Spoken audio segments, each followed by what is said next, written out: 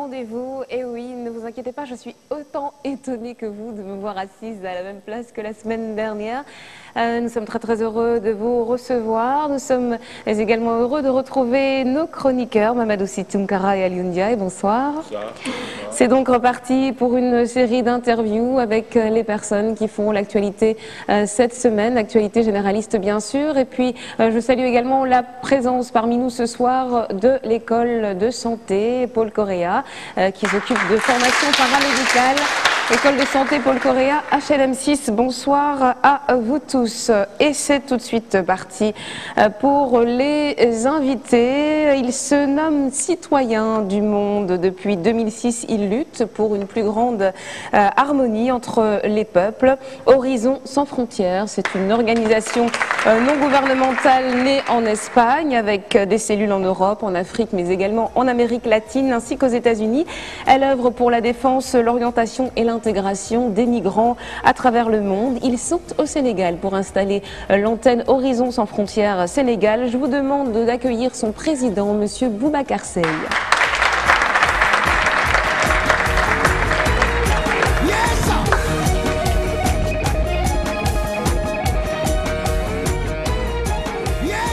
Il est le coordonnateur de la 7e édition du colloque international des musulmans de l'espace francophone, CIMES, une manifestation qui se déroulera à Dakar. Ce sera au mois d'août prochain.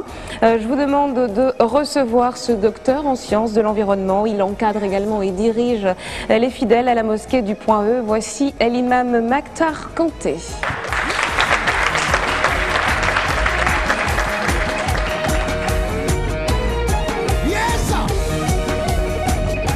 Il est islamologue, professeur d'études islamistes, titulaire de plusieurs chaires universitaires. Il est également l'auteur de plusieurs ouvrages. Il est engagé depuis plusieurs années dans le débat concernant l'islam en Occident et dans le monde. Je vous demande d'accueillir Tariq Ramadan.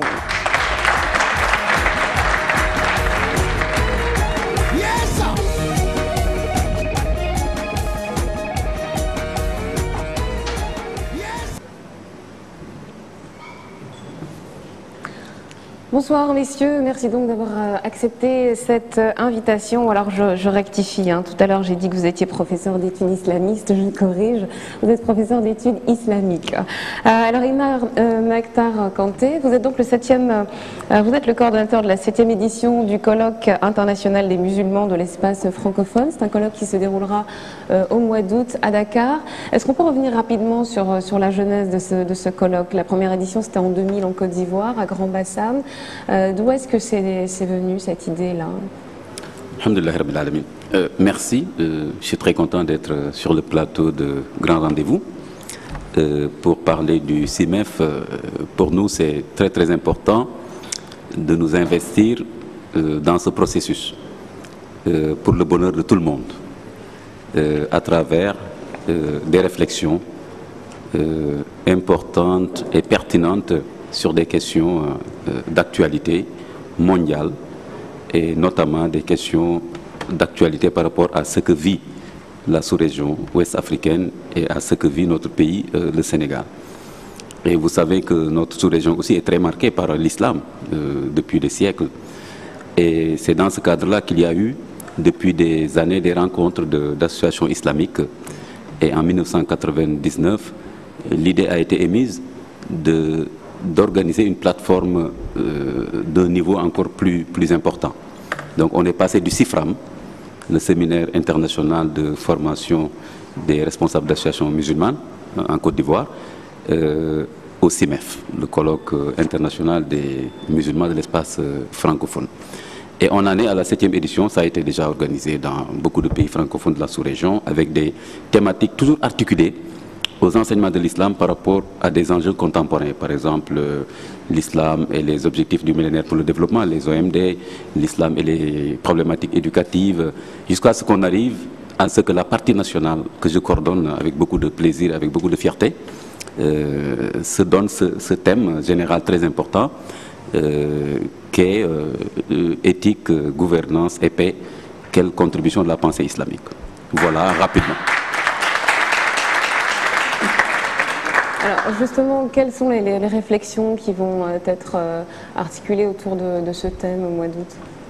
Voilà, je pense que tout le monde sera d'accord avec nous que ce thème général est pertinent. Regardez ce qui se passe au Mali. Regardez ce qui se passe au Mali en termes de sécurité, de paix, en termes de l'islam guerrier, d'occupation et de désordre, de fauteurs de troubles qui prônent un islam de violence, sans espérance, et sans compassion, sans planification, etc. Et nous voulons apporter des réponses plus constructives, appeler à un islam de juste milieu, d'espérance, de miséricorde et de compassion pour toute l'humanité. Et le thème aussi de l'éthique, n'est-ce pas, est au cœur des enseignements de l'islam, parce que dans l'islam, l'homme ne peut pas être un moyen. L'homme ne peut pas être un moyen. En islam, la fin ne peut pas justifier les moyens. En islam, l'homme a une dignité inhérente qui lui vient de Dieu. En islam, on ne peut pas marchandiser le monde.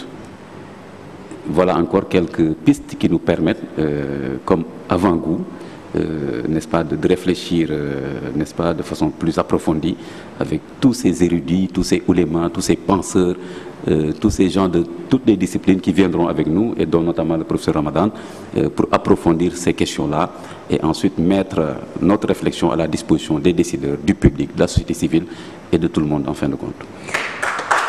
Alors, en prélude à ce colloque, Tariq Ramadan, vous avez animé une conférence cet après-midi à l'université sur le thème, justement, en parlant d'éthique, l'urgente nécessité de repenser l'éthique islamique, la spiritualité et la loi.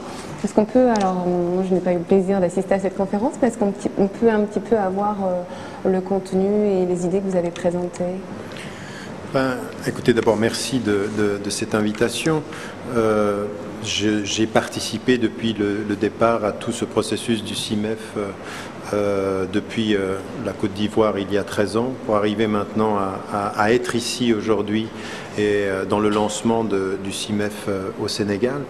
Et c'est vrai que tout porte sur la question de la réflexion éthique, sur la question de la gouvernance, mais également parce que l'éthique, parce que les objectifs de l'éthique nous poussent à repenser le fondement de la religion.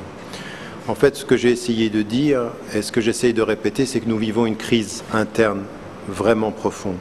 Et cette crise, elle vient de notre perception que nous sommes soit dominés, soit victimes de ce qui se dit sur l'islam à travers le monde, et que nous finissons par avoir une lecture de l'islam qui est basée sur les règles, l'interdiction, et puis la protection un tout petit peu frileuse. Et que ce qu'il faut, c'est aujourd'hui nous réconcilier avec nous-mêmes. Moi, j'ai pas de problème avec le dialogue avec l'Occident. Moi, je suis un occidental. Je suis né et j'ai fait toute ma vie en Occident. Ma formation islamique, je l'ai fait en Égypte, mais je viens de l'Occident, c'est ma culture.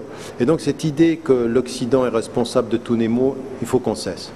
Si nous vivons nos crises, c'est parce que nous sommes aujourd'hui dans une situation où il faut nous réconcilier avec nous-mêmes. Alors, ce que j'essaie de dire, c'est d'abord de bien comprendre qu'il faut que nous cessions d'avoir une pensée musulmane qui soit strictement fondée sur le mot qu'on entend tout le temps, c'est haram, c'est-à-dire c'est illicite, ou la punition, c'est-à-dire le châtiment.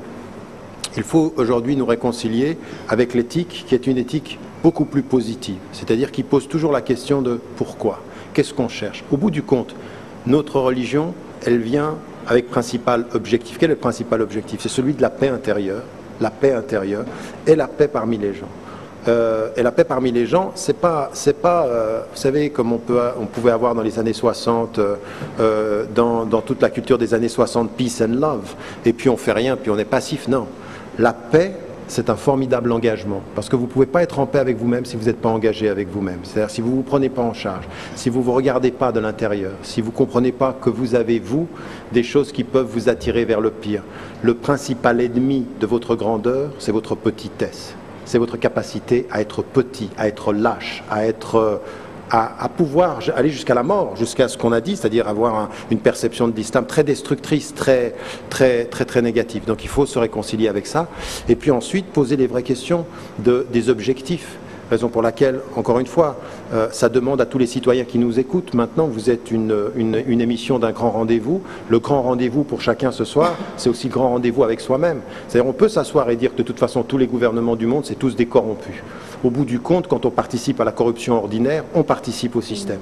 Quand on participe à éviter la responsabilité, eh bien, on a de ce point de vue-là à véritablement observer nous-mêmes. C'est-à-dire, il y a ce premier travail à faire. Il y a aussi un vrai travail de la co-citoyenneté. C'est-à-dire que moi, quand je viens ici, on me dit c'est un pays majoritairement musulman. C'est vrai, 95% de la population sénégalaise est majoritairement musulmane. Reste qu'il y a 5% de cette population, elle n'est pas musulmane. Et la responsabilité des 95%, c'est de faire sentir aux 5% qu'ils sont des citoyens à part égale, qu'ils sont des citoyens de la même nation, que cette patrie-là, non seulement elle est la leur, mais elle célèbre les mêmes valeurs, c'est-à-dire ce qui est déterminant. Et je pense que c'est ce que j'ai voulu dire, c'est-à-dire commençons par l'esprit critique, commençons par la responsabilisation, et puis ne soyons pas obsédés par les limites, cherchons les grands objectifs. Et les grands objectifs, c'est une chose très simple, qui est dite à nous tous. Vous n'avez pas complété votre foi si vous ne voulez pas pour votre voisin le bien que vous voulez pour vous-même, et que le meilleur d'entre vous, quel qu'il soit, c'est celui qui est le meilleur pour les êtres humains. Ça, c'est la compréhension d'un islam qui repense la spiritualité. La spiritualité, c'est pas de prier la nuit seulement. La spiritualité, c'est de savoir prier la nuit pour être un homme digne le jour. La spiritualité, c'est du mettre du sens dans tout ce que l'on fait, de la dignité dans tout ce qu'on fait. Et malheureusement, aujourd'hui, l'Afrique, elle peut se plaindre de tout ce qui lui est fait, car c'est vrai que c'est un continent exploité et un continent oublié. Reste que l'Afrique aujourd'hui, et le Sénégal au premier rang, avec ses intellectuels, avec ses acteurs politiques, ferait bien aussi de se responsabiliser et de se prendre en charge. Alors juste avant de laisser... Avant de donner la parole à mes camarades, j'aimerais savoir ce que vous pourriez éventuellement dire à la jeunesse qui nous regarde. On a une jeunesse, alors la semaine dernière, à l'occasion du 8 mars, on a reçu une dame qui nous parlait de l'exemple de Fatima Zahra comme modèle en tant qu'épouse, modèle en tant qu'ardente défenseuse des droits humains. Elle expliquait que le prophète avait donné certaines indications par rapport à la manière dont il fallait se vêtir. On est entouré ce soir de jeunes filles qui sont musulmanes, qui ne portent pas toutes le voile et pourtant qui se sentent musulmanes profondément. Quel est le message que vous pouvez donner à cette communauté musulmane qui ne suit peut-être pas à la lettre les préceptes de l'islam, mais qui se sent profondément musulmane et qui parfois peut se sentir rejetée ou incomprise parce que la jeunesse d'aujourd'hui est exposée, elle a accès à plein de choses, à plein d'influences? Bah écoutez, ça commencerait par ce par quoi j'ai terminé tout à l'heure. Ne devenez pas victime de ce qu'un univers fait de vous. C'est-à-dire que de dire que c'est difficile d'être musulmane ou musulman aujourd'hui, c'est vrai. De dire qu'il y a des modes, qu'il y a des courants dominants, c'est vrai. Mais à partir d'un certain moment, ce que je dirais aux jeunes, femmes comme aux jeunes hommes, c'est prenez-vous en charge. Prenez le temps de décider pour vous-même. Le bon musulman ou la bonne musulmane, c'est pas quelqu'un qui préserve les formes sans avoir compris le contenu. Ça veut dire quoi comprendre le contenu? Quand une femme vient vers moi et qu'elle me dit que parce qu'elle ne s'habille pas comme elle devrait s'habiller, c'est-à-dire avec le foulard ou autre, dans sa compréhension, elle n'est pas une bonne musulmane, non. Ou elle n'est pas pratiquante, non. À partir du moment, on va par étapes. Quand on veut le bien, quand on fait attention à l'honnêteté, quand on respecte ses parents, non pas dans une espèce d'obéissance aveugle, mais dans le service et en même temps le respect, même dans la dissension. Il est autorisé en islam de ne pas être d'accord avec son père et sa mère. Ça dépend comment et ça dépend sur quoi. Sur des principes qui sont des principes de justice, on peut ne pas être d'accord, mais il faut toujours montrer un respect, une filiation. Ça, c'est le début de la pratique. Et après, peu à peu, se prendre en charge, s'éduquer, prendre du temps, non pas pour passer son temps dans les réseaux sociaux ou sur... vous savez, moi j'ai plein de jeunes qui viennent vers moi et me disent « Ah, vraiment, t'es quelqu'un que j'aime bien, je t'ai vu sur YouTube ». Comme si tout ce que je faisais, c'était YouTube. C'est-à-dire 3 minutes, penser condenser. Il y a plus que 3 minutes quand même. Hein. Vous avez des débats d'1h30. Non, mais sur YouTube, je crois, bon, 3 minutes, bon, ça peut être 1h30, mais ça reste très passif. Oui. C'est-à-dire qu'il y a des textes, il y a des livres, j'ai un site où même des articles, on ne lit plus. Donc, prendre du temps, se prendre en charge, et puis aller à son rythme. Et puis, quand une femme ou un homme se sent musulman, Personne sur la surface de la terre n'a le droit de lui dire tu ne l'es pas. C'est-à-dire, ne laissez personne vous juger en vous mettant hors de l'islam. Vous vous sentez musulmane, quel que soit votre comportement, eh bien vous l'êtes. Vous l'êtes devant Dieu, vous reconnaissez qu'il y a un Dieu, vous reconnaissez qu'il y a un dernier messager, paix et bénédiction de Dieu soit sur lui. Après, la responsabilité, c'est aller à son rythme. C'est-à-dire de commencer.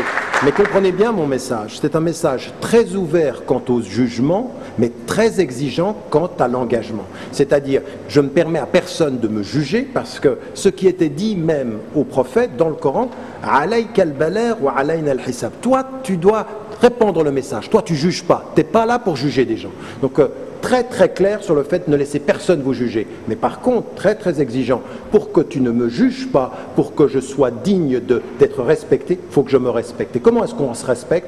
Quand on donne du temps à son cœur, quand on donne du temps à son intelligence, quand on donne du temps aux gens que l'on aime, quand on est au service des gens. C'est ça le message de l'islam. Après, il faut évoluer. Moi, ce qui me gêne dans la jeunesse aujourd'hui, c'est pas qu'ils ont peur du jugement, c'est qu'ils acceptent trop vite d'être passifs.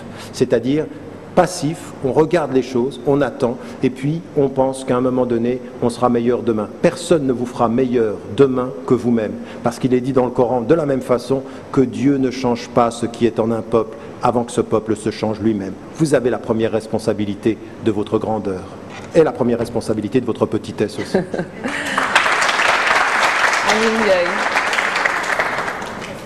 Donc, nous, on est vraiment très fiers de vous avoir sur ce plateau. C'est vrai que peut-être Juliette n'a pas bien présenté qui est Tariq Ramadan, mais vraiment, on est fiers de vous avoir. Moi, j'ai plus de plaisir à vous recevoir que de recevoir Barack Obama, par exemple. Parce que vraiment, on sait... C'est gentil. Ah, non, mais non, sans aucune démagogie, hein, c'est vrai. Parce que, en dehors du fait que vous avez écrit 31 livres, je pense, dont 6 en anglais, 1 en espagnol.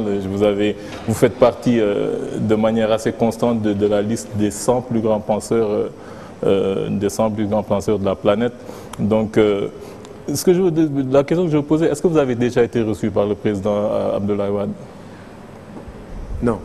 Non, c'est un des présidents que je n'ai pas rencontré. Même quand il était président de l'OCI, il ne vous a pas reçu?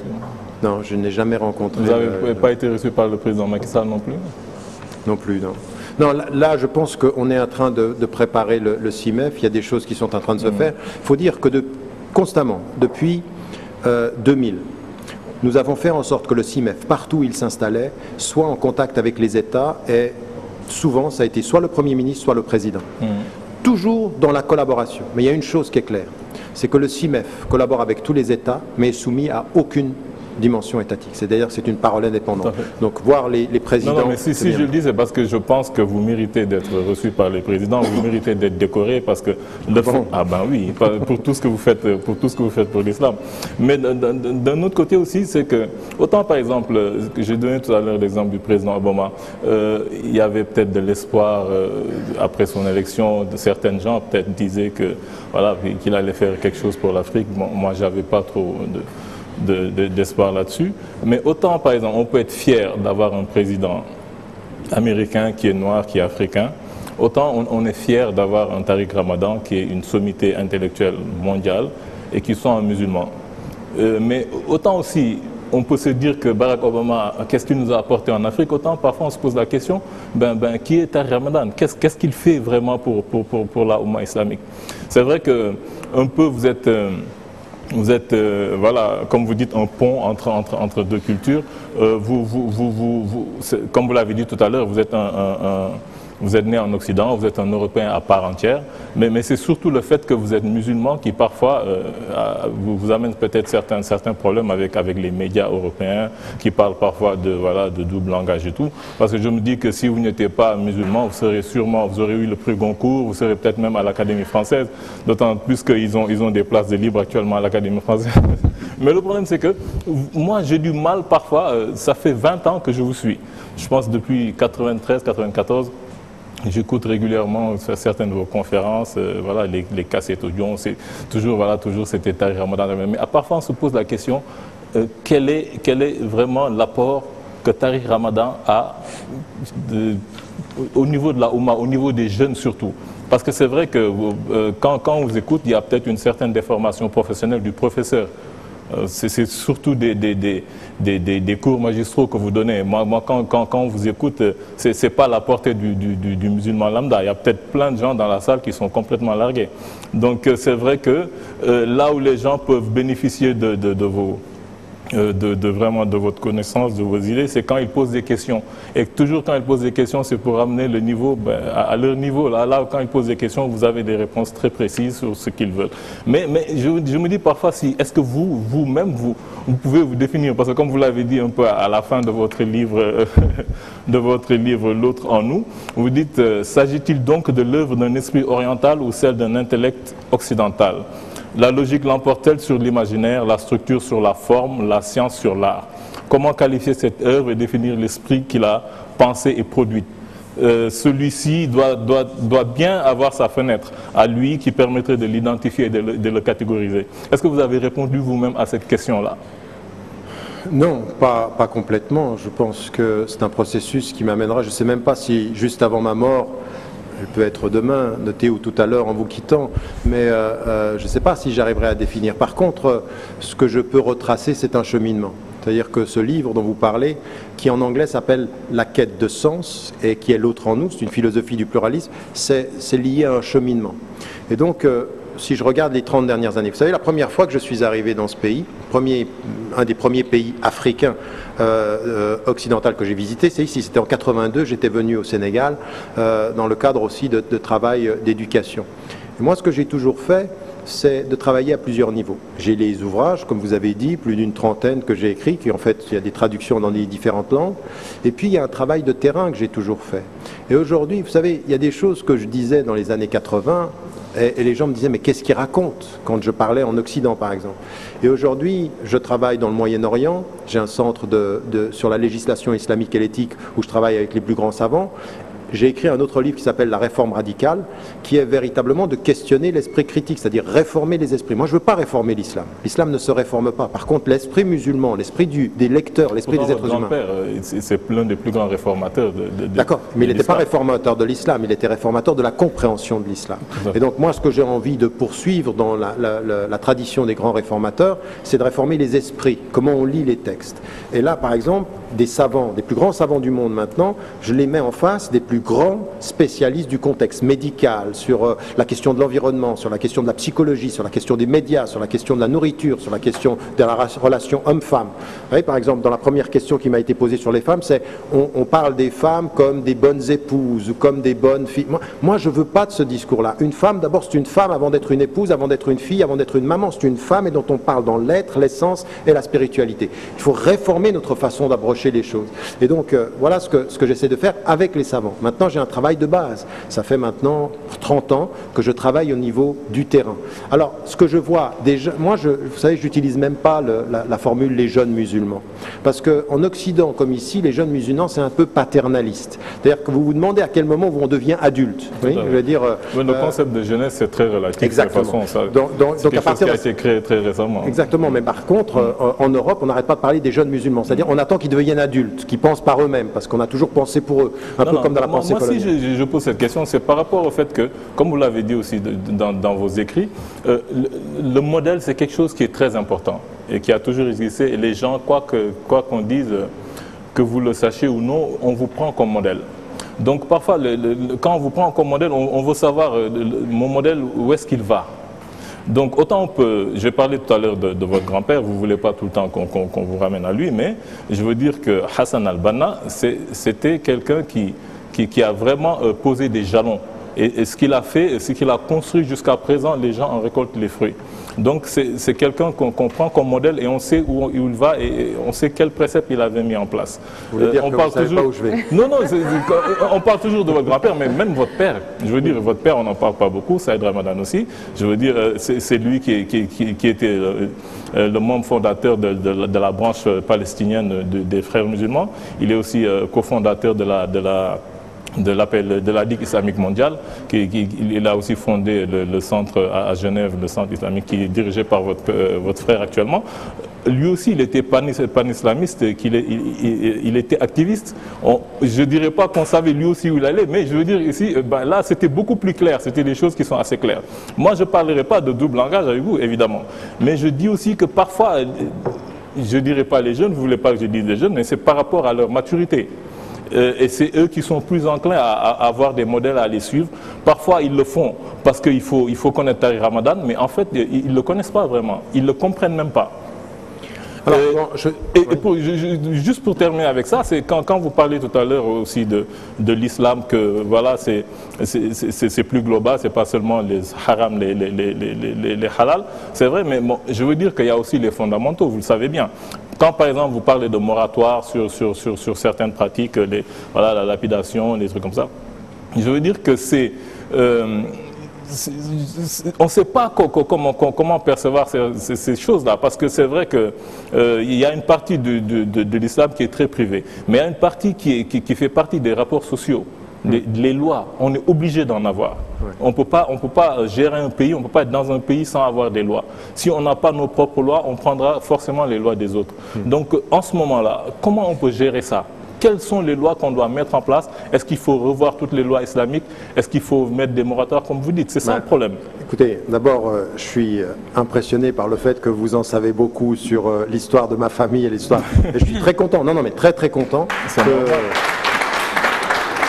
que vous abordiez de façon positive l'héritage de mon grand-père et l'héritage de mon père, qui est souvent très oublié dans la façon dont on parle de là où je viens. Et donc je viens effectivement de familles qui avaient un grand-père qui avait une vision par rapport à son pays, l'Égypte, dont la première c'était de les libérer de la présence britannique, et puis ensuite de faire un État qui pour lui était un État islamique. De la même façon, mon père a vécu en exil et a maintenu cet héritage-là avec une vision extrêmement claire. Moi, je viens de cette famille-là et ce que je fais avec mon père et mon grand-père, paix à leur âme, c'est toujours ce que je fais avec n'importe quel être humain. Je prends ce qui pour moi est fondamentalement positif, ensuite je contextualise. Ils ont vécu dans une certaine situation, l'Égypte des années 40, dans l'exil, toujours avec un lien avec le monde arabo-musulman, et puis moi je vis en Occident, et avec le monde musulman, je relève les défis contemporains. Et donc les défis contemporains pour moi, ils sont extrêmement clairs. Quand on dit « et où est-ce qu'il va ?» Eh bien, vous ne trouverez dans aucun de mes textes, sur les 30, aucun, qui sur les fondamentaux ne redit pas l'essentiel des fondamentaux. Innal harama bayyinun wa innal halala bayyinun, c'est-à-dire que le halal, le licite comme l'illicite sont clairs. Et là-dessus, je suis extrêmement strict. Et à partir de là, je regarde les défis contemporains. Et les défis contemporains, c'est des défis auxquels on doit faire face, c'est-à-dire la bonne compréhension de nos références spirituelles, la bonne compréhension de nos références sociales, de sociétés dans lesquelles nous vivons, la corruption, la bonne gouvernance, l'éthique médicale et tout ceci. Relever les défis à partir de nos références. Et donc aujourd'hui, moi je ne suis pas cantonné à un État, je ne suis pas cantonné à la libération d'un pays spécifiquement, c'est la compréhension de l'islam en situation majoritaire, comme dans les sociétés majoritairement musulmanes, comme dans les sociétés où nous sommes dans des situations minoritaires religieusement, mais où nous sommes des citoyens, donc il n'y a pas de minorité. Donc j'essaie d'avoir cette réflexion-là. Est-ce que vous dites, d'abord, j'ai plus confiance dans la génération qui me lit et qui écoute que ce qu'on dit, parce que souvent on dit mais ils comprennent rien à ce que tu dis, c'est pas vrai. Moi j'ai vu toute l'émergence d'intellectuels, de jeunes aujourd'hui qui sont en Occident, même ici en Afrique, quand on a le CIMEF, la qualité de la réflexion est 1000 fois plus que ce qu'on aurait pu imaginer. J'ai des gens qui sont venus du Canada et qui sont venus d'Europe, qui se sont assis avec des Africains. Mais c'est toujours l'élite. Non, mais ça, oui, non, mais attendez. Mais non, vous êtes l'élite, Imam Kanté c'est l'élite. Non mais attendez, l'élite, c'est-à-dire il y a des étudiants, et il y a des organisations qui travaillent à la base. Ce que vous devez faire, et ça a toujours été comme ceci, c'est votre façon de traduire le discours de l'islam pratiquement sur le terrain. Et là, ça peut passer d'étudiants, ça peut passer d'une certaine élite à la base. Et puis on peut aussi travailler sur tout ce qui concerne ceux qui sont marginalisés. Ce travail, on essaye de le faire. Moi, c'est ça ma vision. Maintenant, je vais prendre un exemple pour vous montrer justement les malentendus qu'il peut y avoir. Quand par exemple, on est venu vers moi, on dit, vous demandez un moratoire sur les châtiments corporels, ou par exemple sur la lapidation ou sur la peine de mort.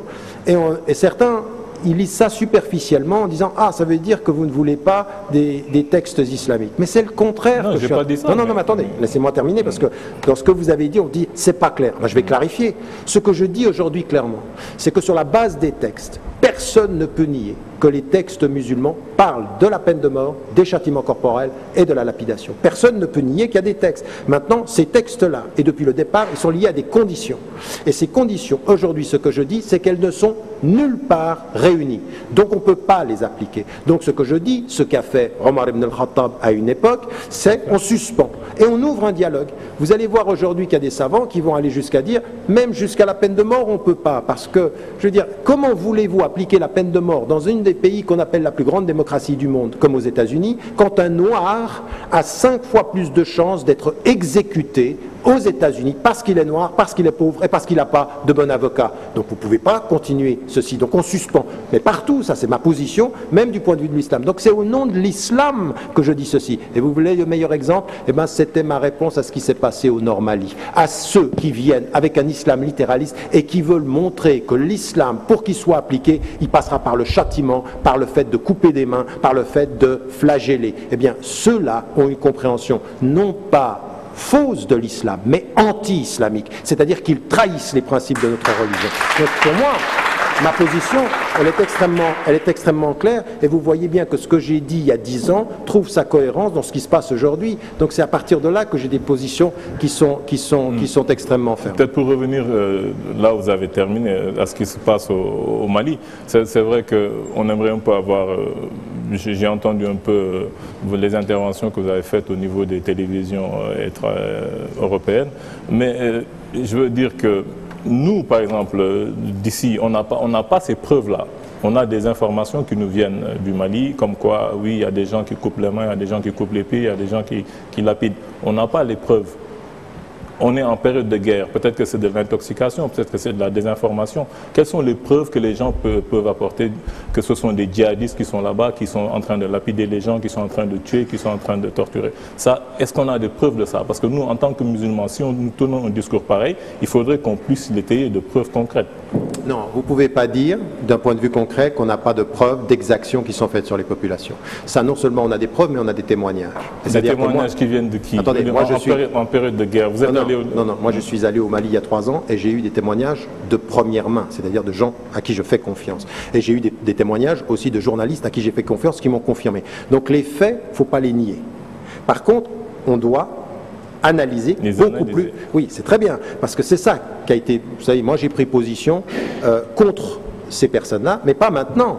J'ai pris position dans ce qui s'installait il y a 5 ans et dont on ne nous parlait pas. Et il y a 3 ans, quand on a eu le CIMEF, au moment du CIMEF, on a eu l'intervention de ATT qui inaugurait le CIMEF avec nous, avec lequel j'ai interpellé personnellement. Et on a eu une discussion en disant que là, il y a un vrai problème sur quelle est cette stratégie. Quand j'ai eu des gens de l'armée malienne, qui sont des gens qui m'étaient proches, qui sont venus me dire on ne comprend pas la stratégie militaire dans la région. Pourquoi? Parce qu'on va tuer des gens, même quand ils sont désarmés. Et un des commandant de l'armée me dit j'ai l'impression qu'on nous demande de les radicaliser, c'est-à-dire de les pousser à faire ceci. Donc moi ça m'a posé des questions. Alors pendant 5 ans on n'a rien fait et tout à coup la France apparaît comme un pays sauveur. Alors on m'a mal compris quand moi j'ai pris position contre eux mais contre l'intervention française en disant aux Maliens je comprends aujourd'hui que vous célébriez la France parce qu'elle vous libère de choses qui est grave, ça pouvait vraiment être une partition du Mali, aller jusqu'à Bamako, c'est vrai, je comprends leur peur et leur crainte, et je comprends qu'ils soient réconfortés, mais à ce réconfort temporel, ne pas oublier l'analyse historique. Pourquoi et comment ils se sont installés, qui est en train de les pousser, et en plus, qu'est-ce qu'il y a dans le souterrain du Sahel ? Du pétrole, du gaz et de l'uranium. Donc à partir d'un certain moment, l'intervention qui nous présente ceci comme on aime les Maliens, on va les libérer, comme on nous a dit, on aime les Libyens et on va les libérer, sans oublier qu'il y avait du pétrole là-bas. Je pense que c'est ça que j'aimerais aujourd'hui. Vous savez, moi je suis un ami de ce continent, je suis un ami de l'Afrique et j'ai toujours dit que j'étais un ami du Mali, du Sénégal. Ce sont des pays dans lesquels je me sens chez moi. Et à partir d'un certain moment, on a envie de dire aux intellectuels, on a envie de dire aux journalistes, on a envie de dire à la conscience réveillée de ce pays, ne vous laissez pas aller à l'émotif. Partez partez du rationnel et de l'analyse des choses et soyez aussi un tout petit peu critique à l'endroit de ceux qui se présentent comme vos sauveurs et qui hier vous ont suffisamment exploité pour que vous sachiez qu'ils ont des intérêts qu'ils ne disent pas. Lucie Kuntara, on va passer à vous. Alors, le CIMEF Imam Kanté, il regroupe des musulmans de l'espace francophone. Pourquoi cette référence encore à la colonisation? Pourquoi ne pas regrouper les musulmans juste parce qu'ils sont musulmans et les scinder en fonction de réalités coloniales? Oui, cette question est revenue plusieurs fois. Rien que ce matin, le professeur Khadim Baké s'est exprimé en arabe. Lors de l'activité de lancement ce matin, il s'est exprimé en arabe et voilà, et il a un peu dit voilà l'antériorité de la langue arabe sur la langue française. En plus, c'est une langue coloniale. Et en fin de compte, quand même, il disait reconnaître la possibilité quand même de s'exprimer en français pour transmettre le message de l'islam, etc., etc.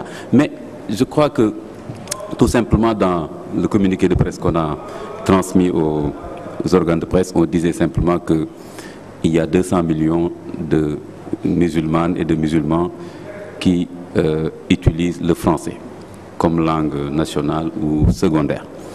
Donc c'est un véhicule d'apprentissage, de découverte, de science et de tout ce qui est afférent à cela. Moi je suis...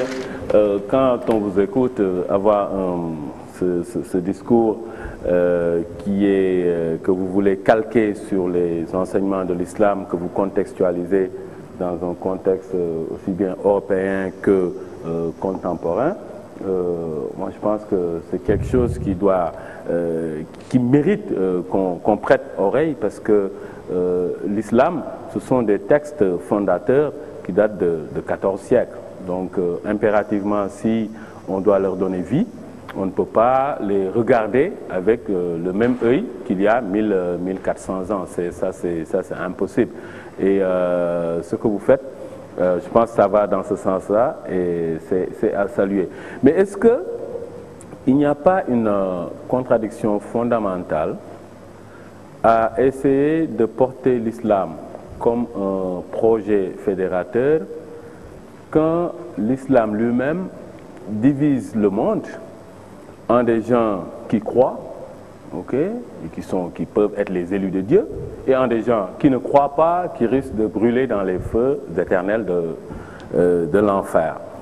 Et par exemple, de manière concrète, à la Mecque, n'importe qui, les non-musulmans ne rentrent pas dans le périmètre sacré, par exemple. Et ça, ce sont des versets du Coran. Et quand vous allez là-bas, vous voyez qu'il y a des panneaux stricts pour dire que les non-musulmans ne rentrent pas. Alors, est-ce que, justement, l'islam qui a cette vocation, j'allais dire, conquérante, à apporter la foi aux autres, comme la foi nous est parvenue à nous alors qu'elle est née là-bas, à la Mecque et à Médine, l'islam a sa façon de voir le monde, de légiférer dans le monde, aussi bien du point de vue politique, économique que financier. L'islam a ses lois, a ses législations que vous avez rappelées. Est-ce que cela n'est pas une contradiction fondamentale avec votre volonté à vouloir dialoguer avec l'autre, vous parlez de l'autre en nous, la question de l'altérité, et à vouloir avoir un environnement apaisé? Écoutez, ça c'est vraiment une question centrale, parce que ce que vous venez de dire là, c'est vraiment, est-ce qu'on comprend, oui ou non, le sens fondamental de cette religion et quel en est l'objectif essentiel? Parce que c'est ça qui est très important. On peut penser effectivement que les musulmans, parce que c'est la dernière religion révélée, parce que c'est le dernier prophète, paix et bénédiction de Dieu soit sur lui, c'est la dernière révélation, et donc on est là pour conquérir le monde parce que c'est la dernière révélation. Et quand vous regardez très précisément les textes, à aucun moment des textes, il ne nous est dit que les autres traditions vont disparaître. C'est la dernière, mais ça ne sera pas l'exclusive. Et ça veut dire quoi, ça ne sera pas l'exclusive? Ça veut dire que non, nous n'avons pas pour vocation de convertir les gens. وَلَوْ شَاءَ رَبُّكَ لَآمَنَ مَنْ فِي الْأَرْضِ كُلُّهُمْ جَمِيعًا أَفَأَنْتَ تُكْرِهُ النَّاسَ حَتَّى يَكُونُوا مُؤْمِنِينَ. Si ton Seigneur, ton Dieu l'avait voulu, tous les gens sur la terre auraient cru. Est-ce donc à toi de les contraindre? Non, toi tu ne te contrains pas. La ikraha fid din, pas de contrainte en religion. Ça veut dire quoi? Ça veut dire que Dieu n'a pas voulu que tout le monde croie. Et les non-musulmans doivent payer par exemple un impôt de capitation. Non, mais attention, c'est une autre discussion ça sur la question sociale, parce que là il y a eu des interprétations de ces versets-là. Donc à partir d'un certain moment, il y a cette idée qu'il y a une dernière révélation, mais qui ne fait pas disparaître les autres, et nous n'avons aucune autorité à convertir les gens. Nous sommes dans l'ordre de la diversité. Si Dieu l'avait voulu, il aurait fait de vous une seule communauté. Et l'autre verset qui vient confirmer ce que je dis, c'est nous vous avons constitué en nations et en tribus pour que vous vous entreconnaissiez. Et donc ça veut dire quoi? Ça veut dire que oui, nous pensons que cette religion c'est la dernière. Oui, nous pensons que c'est la religion de vérité. Oui, nous pensons qu'elle vient confirmer ce qui était dans le christianisme et ce qui était dans le judaïsme. Mais au moment même où nous disons ceci, nous savons que Dieu a voulu que les chrétiens restent chrétiens, que les juifs restent juifs, que les bouddhistes restent bouddhistes, que les hindous restent hindous, qu'il y ait des athées et qu'il y ait des agnostiques. Et notre attitude n'est pas de convertir. Raison pour laquelle nous avons un verset qui nous dit nous vous avons constitué comme la nation du juste milieu. Pourquoi? Pour que vous soyez témoins devant les gens. Ça veut dire quoi être témoin? J'ai une foi et j'ai des principes. Être témoin, c'est essayer de vivre à la lumière de mes principes. Non pas à convertir, simplement être le témoin de ce que je crois. Et moi, ce que j'attends d'un juif, et ce que j'attends d'un chrétien, comme ce que j'attends d'un athée ou comme j'attends d'un agnostique ou d'un hindou ou d'un bouddhiste, c'est qu'ils me montrent qu'ils sont témoins de ce qu'ils croient. C'est-à-dire qu'ils me montrent dans leur agir les principes de leur philosophie s'ils n'ont pas de Dieu, ou de leur religion s'ils ont une religion. Et moi, je dois faire la même chose. Raison pour laquelle, moi, par exemple, le monde contemporain, je l'appelle Dar al-Shahada, l'espace du témoignage. Je n'ai pas à contraindre. Mais comment... Tout ça, c'est terminé. Pour moi, ça n'existe pas. C'est un monde global où nous sommes dans l'espace du témoignage. Et là, nous entrons dans le dialogue. C'est ce qui nous est dit dans le Coran, pour que vous vous entreconnaissiez. Nous sommes dans le dialogue. Et de quoi va-t-on s'apercevoir? On va s'apercevoir que nous avons des principes, oui, qui viennent du Coran et de la Révélation. Mais est-ce qu'ils sont, ces principes, opposés aux principes des autres? Ben non. On va s'apercevoir qu'il y a des choses qui sont dites par des athées, qui sont liées à la dignité que nous défendons. Des choses qui sont dites par les chrétiens et les juifs, nous sommes d'accord. Et donc, de ce point de vue-là, nous avons beaucoup de valeurs communes, qui sont des valeurs communes, ce que je dis dans l'ouvrage, l'universel partagé et l'humain, et l'insaniya. Et il y a un principe en islam, c'est que mon frère en islam, c'est mon frère en islam. Mais mon frère en humanité ou ma sœur en humanité sont mon frère et ma sœur en humanité. Pourquoi? Parce qu'ils sont min bani Adam, les descendants de la même source. Et ça, c'est très très important de pouvoir le dire et le répéter. Et dans un pays comme le vôtre, où vous avez une majorité de musulmans, il est très important que les citoyens sénégalais de confession musulmane reconnaissent les citoyens sénégalais d'autres confessions. Et quand vous dites oui, mais ils devaient payer une taxe, attention, cette taxe a été considérée par certains savants comme une taxe de guerre. C'est-à-dire qu'ils n'étaient pas obligés d'entrer dans la défense de l'État en situation de guerre, et donc ils payaient une taxe. À tel point que, sous Omar, justement, un des successeurs, on leur a rendu la taxe quand on ne pouvait pas les défendre. C'est-à-dire, on vous prend une taxe comme taxe militaire, mais si vous pouvez vous défendre ou on ne peut pas vous défendre, on vous rend la taxe. Mais c'est une interprétation de dire que c'est une taxe militaire. C'est une interprétation, mais elle est majoritaire. Deuxième élément, quand même, qu'il faut mettre en évidence, dans l'État, par exemple, la première société de Médine, regardez, le prophète de l'islam qui dit concernant les juifs ils ont les mêmes droits et les mêmes devoirs que nous, donc citoyenneté égalitaire. Donc je crois qu'il faut qu'on dise aussi aux musulmans, vous savez, beaucoup de musulmans se posent la question de savoir où vont être les chrétiens, ils vont tous aller en enfer et tout ceci. Moi je dis à tout le monde, faites attention. Déjà vous ne savez pas où vous allez finir. Oui, il n'y en a pas un d'entre nous ici qui sait où il va finir. Donc au lieu de juger où sont les autres, dites une seule chose, qui est la plus belle chose que vous puissiez dire sur vous ou sur autrui. Allahu a'lam. Dieu est plus savant. Moi, je ne suis pas là pour savoir où va quelqu'un d'une autre foi. Quand je ne sais pas, moi, avec tout ce que je peux avoir de mal en moi, où je vais finir. Alors, plutôt de s'occuper du destin des autres, occupons-nous avec modestie de notre propre destin. Alors, dernière chose, Julien. Un petit complément. Je crois que toute cette problématique-là tourne autour de choses très importantes sur lesquelles les réformateurs de l'islam ont beaucoup réfléchi. C'est toute la question de qu'est-ce qui est immuable en islam et qu'est-ce qui peut changer. Toute la théorie de qu'est-ce que at-thabit wal mutaghayyir. Qu'est-ce qui est fondamental, qu'est-ce qui est une obligation, un dogme, une doctrine centrale de l'islam, et quelles sont les autres questions qui sont accessoires, secondaires, et qui relèvent beaucoup plus de l'histoire, des institutions. Ce qui fait que, par exemple, tout ce qui relève des problèmes de taxes, des problèmes de guerre, etc., il faut faire très attention pour ne pas en faire des principes fondamentaux de l'islam. Mais il relève beaucoup plus de la contingence historique. Mais ça, c'est de l'interprétation, parce que la taxe de l'impôt de capitation, d'aucuns interprètent ça comme étant voilà, un impôt de guerre, oui. Mais le Coran dit juste qu'il faut les combattre jusqu'à ce qu'ils payent l'impôt de capitation. Mais attendez. En plus, hein, que le Coran dit à la fin qu'ils se font tout petits. Quoi. Non, mais attendez.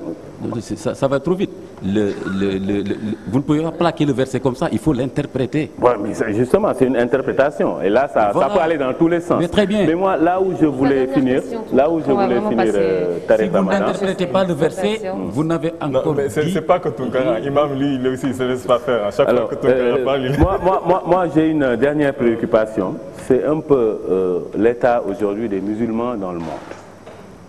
Les musulmans sont parmi les plus riches, naturellement, en termes de ressources naturelles. Mais aujourd'hui, ils pèsent sur la balance des nations, comme les alluvions que charrue l'eau, tout simplement parce qu'il n'y a pas, à mon humble avis, une visibilité correcte sur l'utilisation qui pourrait être faite de la religion pour que cela soit une force motrice. Ce que je veux dire par là, c'est très simple.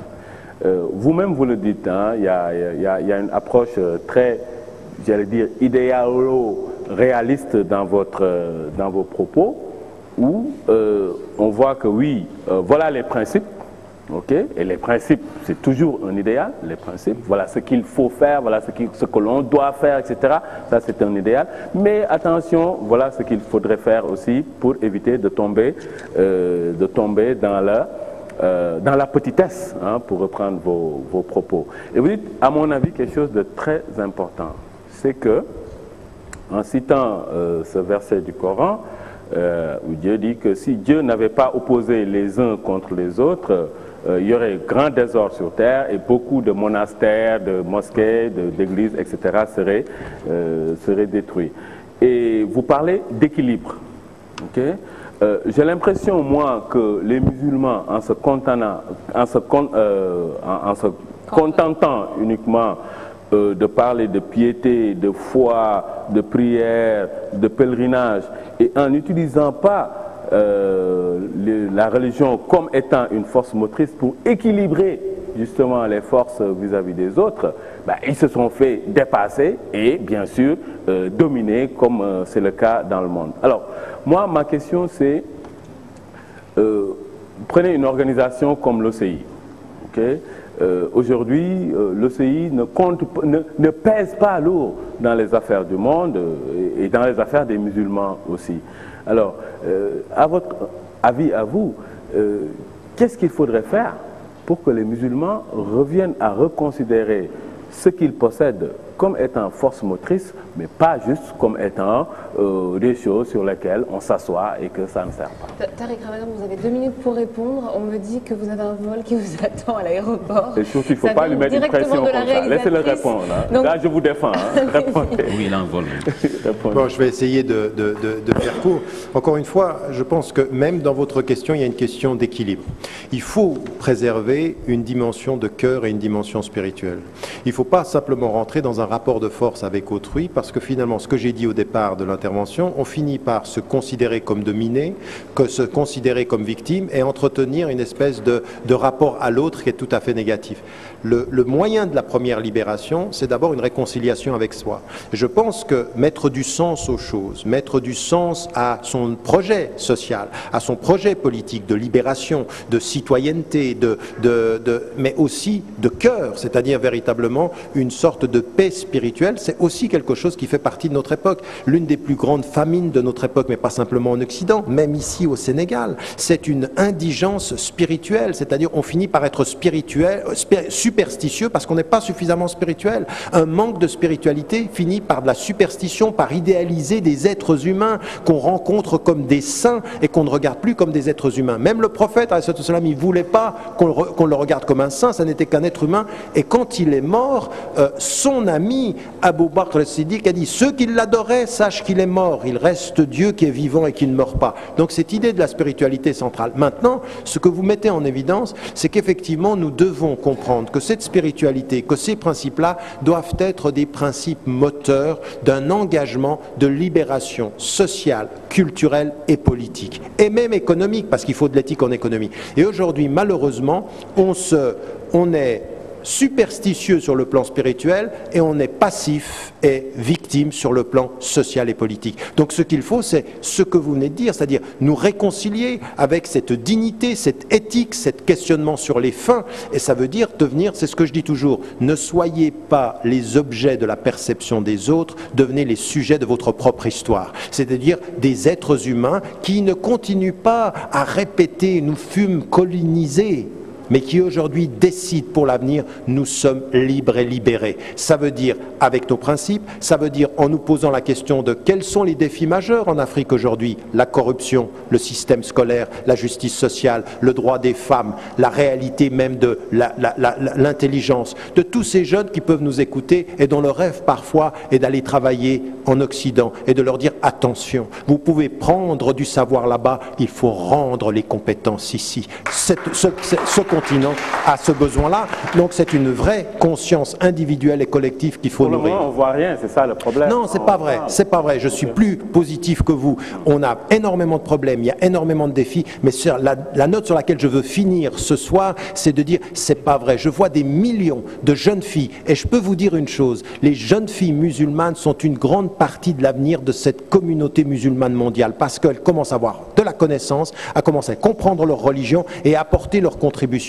Donc on a des femmes, on a des hommes qui sont en train de se réconcilier. J'aimerais vous dire une chose qui en termes de statistiques, est fondamentale.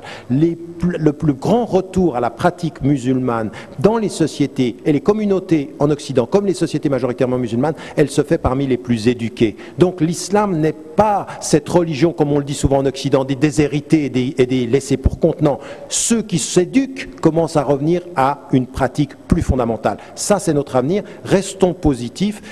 Au lieu de dire « je ne vois rien », il faut regarder mieux. Voyez-vous, non, nous, ce que l'on voit, c'est que par exemple, chez vous, on vous interdit en Suisse d'avoir des minarets. Ce qui veut dire que vous, depuis 30 ans, vous prêchez. Vous connaissez le proverbe africain? Lequel? Le proverbe africain dit la chose suivante. On ne jette des pierres sur un arbre que quand celui-ci commence à donner ses fruits. Et si l'islam fait beaucoup peur aujourd'hui en Occident, c'est que de plus en plus de citoyens occidentaux de confession musulmane sont en train de vivre leur religion avec sérénité. Nous sommes sur la bonne voie, contrairement à ce que disent les médias. On va terminer sur cette note. Allez, on va vous libérer, Tariq Ramadan et Imam Maktar Kanté. Je rappelle, Imam Maktar Kanté, que vous êtes le coordonnateur de du 7e colloque international des musulmans de l'espace francophone, un colloque qui se déroulera au mois d'août. Le thème... C'est un peu le temps qu'on termine avec M. Sey, sinon ils vont vider notre plateau. Je pense qu'ils vont rater leur avion. Je rappelle rapidement le thème, éthique, gouvernance et paix, quelle contribution de la pensée islamique. Et Tariq Ramadan, je rappelle que vous étiez là donc au Sénégal pour le prélude de ce colloque. Vous avez animé une conférence, l'urgente nécessité de repenser l'éthique islamique, la spiritualité et la loi. C'est la fin de la première partie de ce grand rendez-vous. On se retrouve dans quelques instants avec nos autres invités.